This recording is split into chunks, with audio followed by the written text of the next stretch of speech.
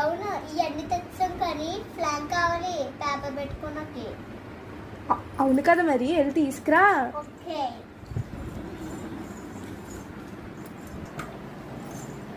వెళ్తుంది తేయడానికి. తెచ్చేసావా? ఈ ప్లాంక్ మీద ఇలా ఎవరు రాశారు? వావ్, ఎప్పుడు రాసావు? సరే మరి సెటప్ చేసేద్దామా? కమ్. ఓకే మా పాప అయితే ఇంకో pencils, candles, match box, plank అన్నీ రెడీగా ఉందండి. గేమ్ ఆడడానికి అయితే చాలా ఇంట్రెస్టింగ్గా ఉంది. మనం ఇప్పుడు లైన్స్ కొట్టుకోవాలి కదా. తీజా లైన్స్ కూడా కొట్టేసావా? వావ్, చూద్దాం ఈ లైన్స్ మనం స్ట్రైట్గా కొట్టిందో లేదో ఒకసారి మనం ఫోల్డ్ చేసుకుని చూద్దాం. లైన్స్ అయితే కట్టగానే కొట్టిందండి పాప. చాలా అయితే ఇంట్రెస్టింగ్గా ఉంది. మరి మనం ఇప్పుడు ఎస్ఆర్ నో అనే నేమ్ రాద్దాం.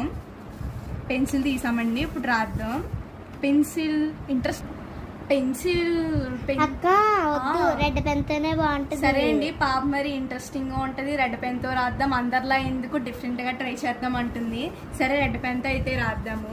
మనం అయితే రాసేటప్పుడు ఇలా పక్క పక్కన ఎస్, పక్క పక్కన నో రాయకుండా ఆపోజిట్ గా ఎస్ ఎస్ నో నో అని చెప్పేసి మనం రాయాలి. ఇప్పుడు మనం రాద్దామండి. ఎస్ఆర్ నో రాయడం అయితే స్టార్ట్ చేద్దాం. రాస్తున్నామండి. చూడండి మా అమ్మాయి అయితే ఎంత ఎగ్జైటింగ్గా ఉందో. ఎప్పుడు చార్లీ వస్తుందా, ఎప్పుడు మాట్లాడదామా అని. ఇలా ఆపోజిట్లో రాసుకోవాలండి మనం ఎస్ఆర్ నో అనేది. ఇలా ఆపోజిట్లో రాసుకుంటే మనకు అర్థమవుతుంది చార్లీ అనేది. మనం పెన్సిల్స్ కూడా ఎలా పెట్టుకోవాలని నేను మీకు చూపిస్తాను. ఎస్లు అయితే రాసేసాం, ఇప్పుడు నోలు రాస్తామండి.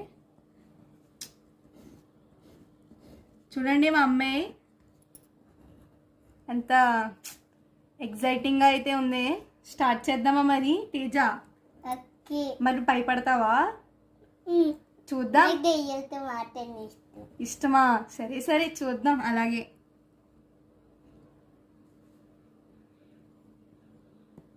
సరే అండి స్టార్ట్ చేద్దాం. మరి